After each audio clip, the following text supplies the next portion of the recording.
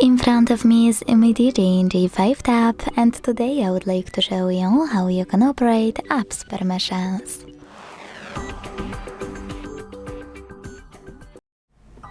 Begin by opening Settings. Now you need to scroll down to click on Privacy section over here. Then choose Permission Manager and click on one of your device's options you wish to manage, like for example Location. Following that, tap on one of your apps and apply one of those options. Allow only while using the app, ask every time, or don't allow.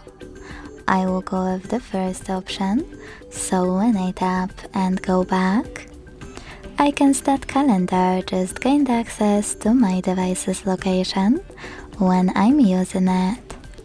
But you can always select any feature, tap on an app you wish to manage, and instead of applying any of those, scroll all the way down to click on See All Permissions. Then manage all of those only for chosen app the same way. Thanks so much for watching. If you enjoyed this video, don't forget to leave a like, comment and subscribe. Bye!